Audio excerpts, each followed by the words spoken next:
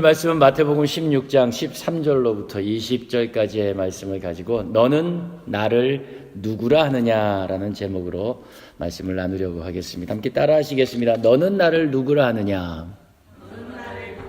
한 번 더 합니다. 너는 나를 누구라 하느냐. 우리가 지금 교회를 세워가고 있는 중에 있습니다. 베델 교회를 창립하는 과정에 있습니다. 교회를 세우면서 뭐가 가장 중요할까? 우리 지난주에는 성령의 임재가 우리 안에 있어야 됩니다 하고 말씀을 나눴습니다. 초대교회의 시작은 바로 그 성령의 임재로부터 시작되었습니다. 성령께서 임재하신 그들에게 하나님은 권능을 갖게 하셨고 그 말씀을 각 나라의 이방 방언을 통하여 선포케 하였고 또한 여러 가지 기사와 이적들을 통하여 하나님께서 그 교회를 든든하게 하셨습니다. 교회는 성령의 임재가 있어야 합니다. 오늘은 교회가 세워지는 데 있어서 또 하나의 중요한 것은 신앙 고백입니다. 우리 성도들의 신앙 고백이 있을 때에 그 자리에 교회가 세워집니다. 오늘 말씀 마태복음 16장 이하의 말씀을 보면은 예수님께서 제자들과 함께 있으며 그 제자들의 신앙 고백을 요구하셨습니다. 그리고 베드로의 신앙 고백 위에 내가 그 반석 위에 교회를 세우겠다라고 말씀하고 계십니다. 우리 베델 교회를 세우시기에 앞서서 우리에게 묻습니다. 우리의 신앙 고백. 너는 나를 누구라 하느냐? 오늘 나눌 말씀입니다. 예수님께서 우리 각 사람들에게 물어보는 이 질문을 우리 붙들고 말씀을 생각하려고 합니다. 오늘 말씀의 배경은 이렇습니다. 가이사랴 빌립보입니다. 예수님과 제자들이 이곳으로 쉬러 왔습니다. 가이사랴 빌립보는 당시 해안에 있는 해안가에 있는 휴양지입니다. 예수님이 활동하던 갈릴리에서는 조금 떨어져 있는 약 20km가량 떨어져 있는 곳입니다. 많은 사람들에게 말씀을 전하고 또 병든 사람들 또는 장애를 안고 살아가던 사람들을 고쳐주셨고 그렇게 바쁘게 지나던 그 사역의 일상을 놓고 제자들과 함께 이 휴양도시 가이사랴 빌립보에 오셔서 우리로 치자면 수련회를 하고 있는 중에 있었습니다. 예수님 정말 멋있었어요. 와, 예수님의 그 말씀의 능력이, 예수님의 그 기적이 사람들의 눈을 동그랗게 만들고 구름대처럼 몰려오게 있었어요. 와, 예수님 정말 끝내줬어요. 보셨죠? 그렇게 쫓아다니면서 우리 여기까지 오는 동안 끝까지 따라오던 사람들 보셨죠? 예수님과 함께 했던 그 환상적인 순간들을 나누면서 마치 무슨 승전보를 또 승리의 축배를 나누고 있는 듯한 그런 자리였습니다.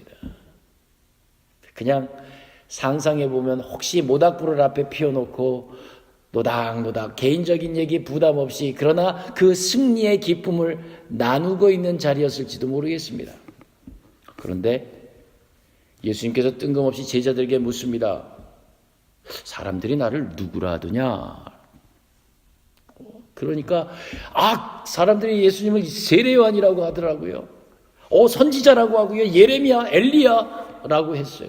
이렇게 나열하고 있는 이 사람들의 이름은 훌륭한 영웅의 삶을 살았던 사람들이에요. 그래서 그 엘리야라고 합디다, 예레미야라고 합디다, 세례요한이라고 합디다 하는 그 말 속에는 사람들이 지금 예수님을 대단한 분으로 믿고 있습니다. 사람들은 지금 예수님을 열광하며 따라다니고 있습니다라고 말하는 거예요. 예수님은 이어서 또 묻습니다. 너희는 나를 누구라 하느냐? 막 흥분해서 얘기하던 그 자리가 갑자기 싸했습니다. 조용합니다. 뭐지? 속으로는 우리도 그렇게 생각하니까 여기까지 따라오지 않았나? 예수님은 그런 선지자예요. 맞아요. 예수님은 그 이상이시죠. 그럼요. 라고 속으로만 얘기하고 있었습니다. 분위기가 싸해진 그 순간 베드로가 말합니다. 주는 그리스도시요 살아계신 하나님의 아들이십니다. 아멘. 주는 그리스도시요 나의 주인이십니다. 나의 구원자이십니다. 살아계신 하나님의 아들이십니다. 하나님이십니다. 베드로의 신앙 고백이었습니다. 예수님은 기뻐하셨습니다. 박수를 치면서 그래 맞아. 내가 그것을 깨닫게 한 건 네가 한 게 아니라 하나님께서 너에게 그 깨달음을 주신 거야 라고 칭찬하며 내가 내 반석 위에, 내 베드로라는 이름답게 그 반석 위에 교회를 세울 거야. 내 신앙 고백 위에 교회를 세울 거야.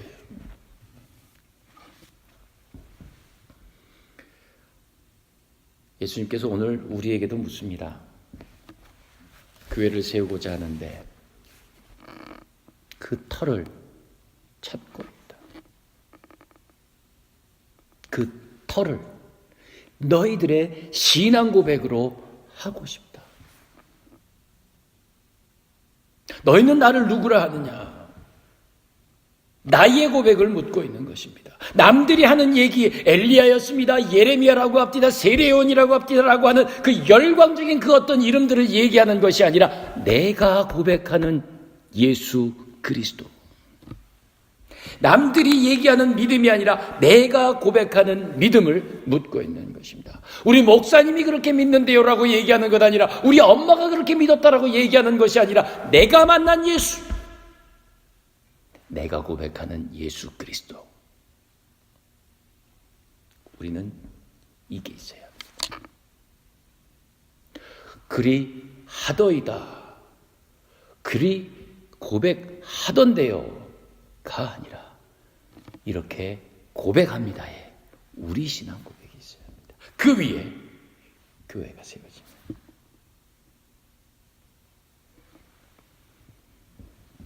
이를 위해서 우리는 하나님의 말씀을 붙들어야 됩니다. 하나님 앞에 엎드려서 이 마룻바닥을 뱅글뱅글 돌면서도 하나님 나 깨닫게 해 주십시오.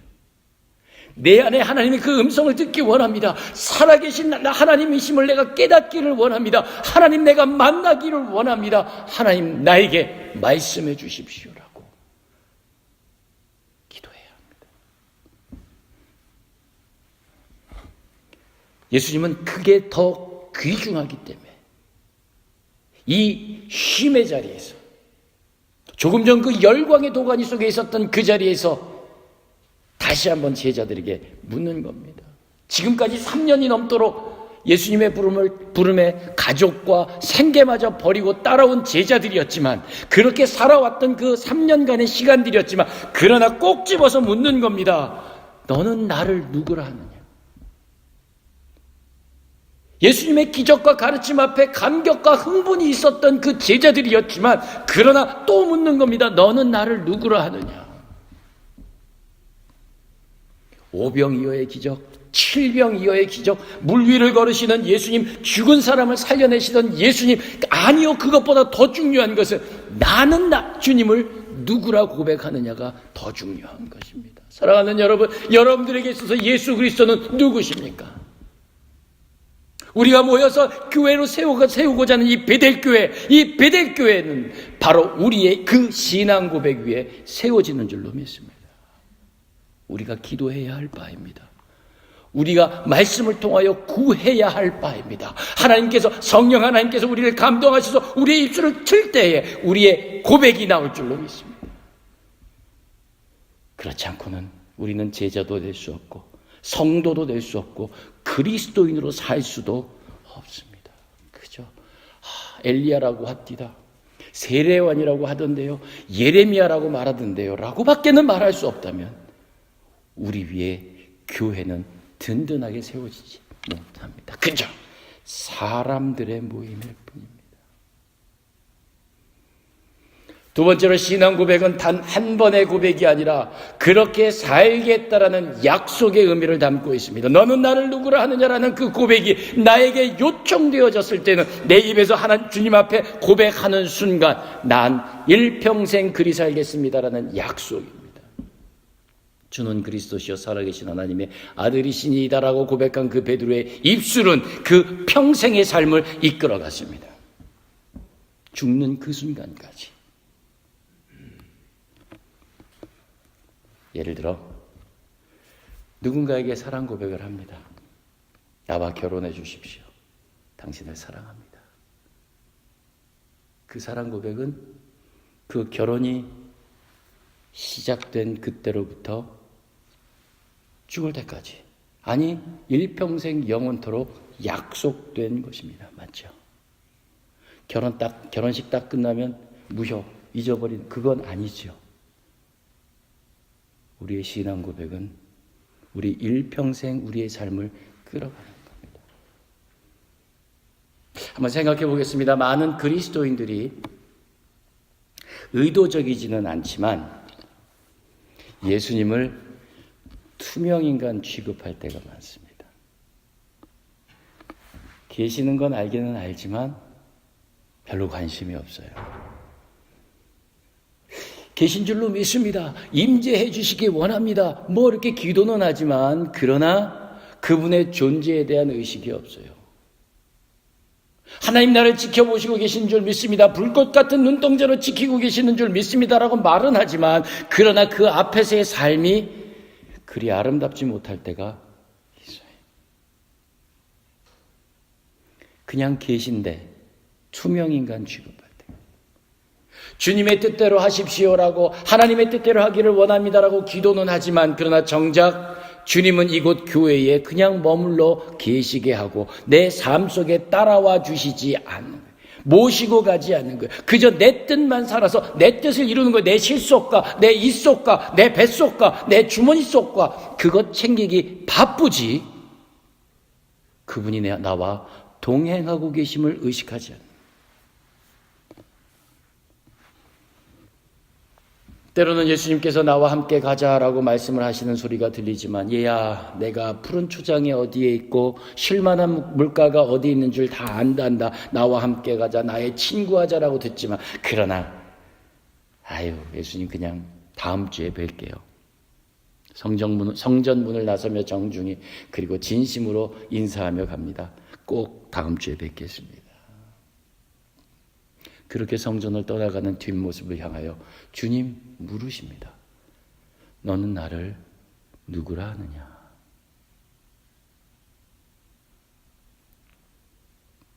형진아, 너는 나를 누구라 하냐? 내게 있어 나는 뭐니?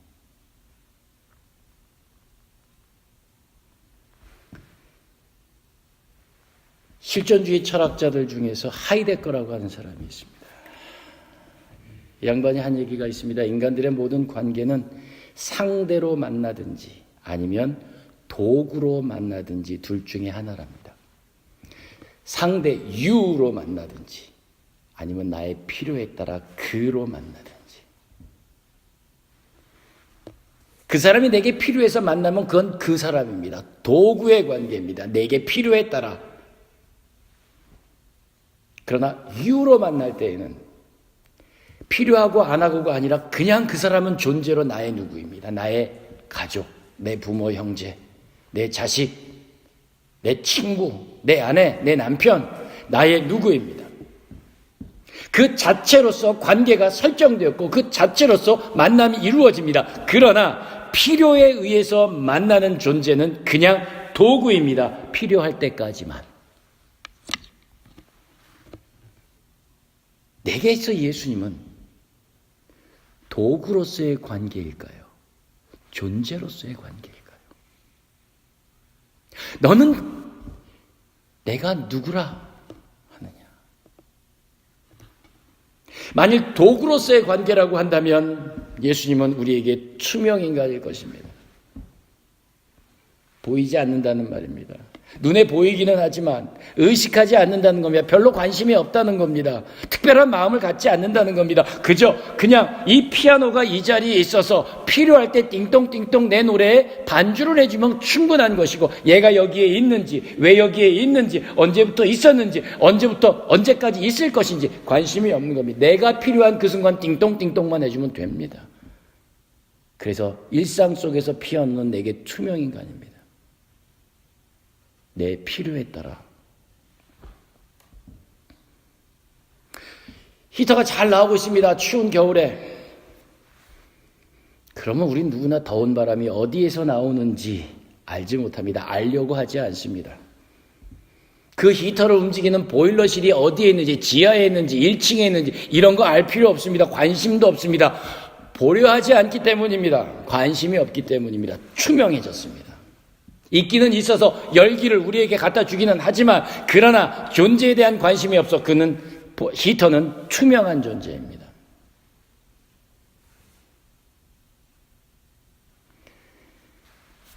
우리가 예수님을 알려 하지 않는다면 그냥 내 필요에 의해서 그가 나에게 복 주시고 안전 주시고 기도 응답 주시고 한다면 나는 더 이상 그를 의식하지 않습니다. 나는 내게 무엇이니라고 묻는 질문조차 그냥 거기서 계셔요. 다음 주일에 와서 뵐게요. 내가 원하는 기도에 응답하시면 됩니다. 아니 그냥 이름만 걸고 계시면 난 나가서 예수 믿는 사람이라고 말하고 올게요. 혹시 그러다가 내게 덕이 되는 일이 있을까 싶습니다. 그런데 어느 날 갑자기 히터에 문제가 생겼습니다. 이상한 소리를 막 냅니다.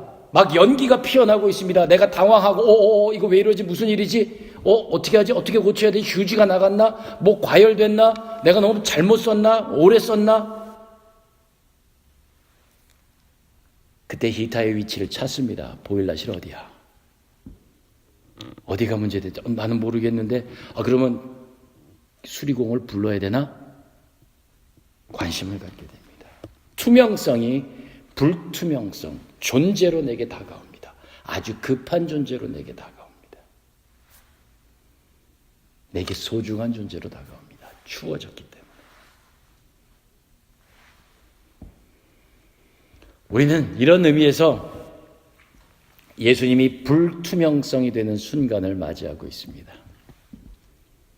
우리는 늘 일상적으로 하나님 앞에 예배드리고 예수의 이름으로 기도하며 예수 믿는 사람이라 고백하며 살아왔지만 그러나 베델교회를 세우려고 하는 이 순간 삐그덕 울퉁불퉁한 그 걸음을 걸어가는 순간 내 힘으로는 어찌할 수 없는 이 상황 속에서 어찌해야 합니까를 부르짖으려 하는 그 순간 내가 불편해지고 내가 불안해지고 내가 불만을 터뜨리게 되는 이 순간 이제 투명했던 예수님이 불투명으로 다가온 겁니다. 거기 계셨죠. 맞아요. 내가 거기 계신 줄 알았어요. 내가 여태까지 투명인간 취급했네요. 도와주세요. 힘주세요. 길을 알려주세요. 라고 불투명한 예수님 앞에 부르짖기 시작합니다. 하나님, 내가 배고픕니다.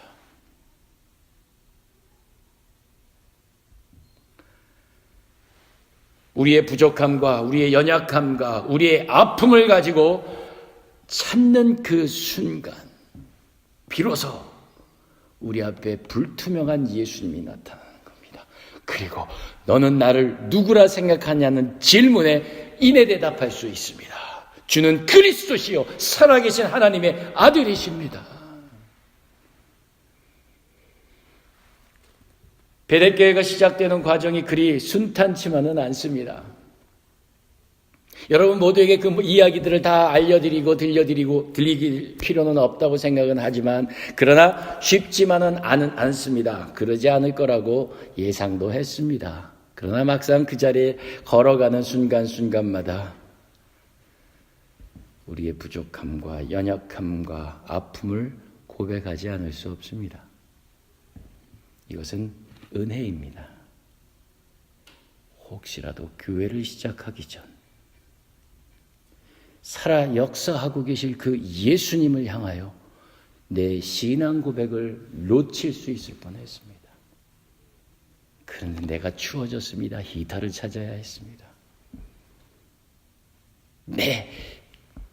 투명하셨던 예수님을 불투명 내 눈앞에 내 앞에 그 앞에 내가 서게 되었습니다. 초대교회를 세우던 시절 제자들에게 성령 충만함이 있었습니다. 그리고 그들은 엎드려 하나님 앞에 기도하는 일을 쉬지 않았습니다. 성령의 충만함은 일회적인 것이 아니라 그들이 기도할 때마다 성령이 그들 안에 역사하셨습니다. 하나님께서 우리를 흙으로 지으시고 난 이후에 그 코에 생기를 넣어서 당신의 영을 넣어서 우리를 생영으로 만드셨습니다. 살아있는 영으로 만드셨습니다. 하나님의 생기가 우리 안에 들어왔을 때였습니다. 베델교회가 하나님의 집으로 세워지기까지 우리 안에 생기가 공급되어야 합니다. 그것은 우리가 신앙 고백하며 아버지 앞에 엎드릴 때 가능합니다. 에스겔서 37장에 보면 땅바닥에 굴러다니는 많은 마른 뼈들을 향하여서 묻습니다. 인자야, 이 뼈들이 살아나겠느냐? 그때 고백합니다. 에스겔은 이렇게 고백합니다. 하나님께서 하십니다. 그의 신앙 고백대로 그 뼈들이 서로 맞추어지고 그 사이에 힘줄이 붙고 살이 붙고 거대한 군대가 되는 것을 보여주셨습니다. 우리의 신앙 고백으로 하나님, 내가 목마릅니다. 내가 죽어 뼈다귀처럼 땅바닥을 굴러다니고 있습니다. 그러나 하나님께서 하실 때에 거대한 군대가 될 줄로 믿습니다. 하나님, 내 안에 생기를 넣어주십시오. 우리 안에 생기를 넣어주십시오. 성령 충만한 교회가 되게 해주십시오. 기도할 때 비로소 그 반석 위에 교회가 세워집니다. 기도해야 될 때입니다. 부르짖을 때입니다. 고백이 필요합니다. 주는 그리스도시여 살아계신 하나님의 아들입니다라고 부르짖을 때입니다. 예레미야서 33장 2절로 3절 말씀입니다. 이를 행하시는 여호와, 그것을 만들어 성취하시는 여호와, 그의 이름을 여호와라 하는 이가 이같이 말씀하시니라. 너는 내게 부르짖으라. 내가 내게 응답하겠고 내가 알지 못한 크고 비밀한 일을 내게 보이리라. 우리 베델교회 하나님의 생기 성령의 충만함으로 크고 비밀한 일들이 드러나게 될 줄로 믿습니다. 우리의 기도 가운데, 우리의 신앙 고백 가운데 그 자리가 교회가 될 줄로 믿습니다. 사람들이 모여서 예배당이라고 하는 공간 안에 그렇게 있어서는 교회가 아닙니다. 신앙 고백하는 성도들이 기도하고 믿음으로 한 자리를 채우고 있을 때 성령이 충만하게 임재하여 교회를 만들 줄 믿습니다. 편안하게 고기도 먹고 잘 살고 있었던 애굽에서 갑자기 광야로 나오게 된 이스라엘이 그 광야에서 비로소 하나님을 만나게 됩니다. 아주 불편하고 힘든 그 광야에서 그들은 하나님을 만납니다. 애굽 땅에 있을 때는 비록 종이고 노예였지만 그러나 하나님, 그 자리에서는 맛있는 것을 먹을 수 있었습니다. 편안하게 살 수 있었습니다. 그러다 보니까는 하나님이 투명해 버렸습니다. 불편한 광야에 나오니까 배가 고파졌습니다. 목이 말라졌습니다. 하나님을 찾고 부르짖게 되었습니다. 비로소 그곳에서 살아 역사하시는 하나님을 불기둥으로, 구름기둥으로, 만나로, 메추라기로, 바다가 갈라지는 것으로 만나게 되었습니다. 그렇습니다. 주는 그리스도시여 살아계신 하나님의 아들이십니다를 그들이 그곳에서 고백했습니다. 우리는 지금 광야를 걷고 있습니다. 은혜의 걸음을 걷고 있습니다. 살아계신 하나님을 만나는 자리입니다. 우리가 부르짖을 때에 불투명하게 내 앞에 우뚝 서 계신 그 하나님을 만날 때에 비로소 이 자리에 교회를 세우십니다. 남들이 말하는 예수 말고 우리가 고백하는 예수 말입니다. 남들이 고백하는 신앙 말고 우리가 고백하는 신앙으로 이 베델교회가 세워지게 될 줄로 믿습니다.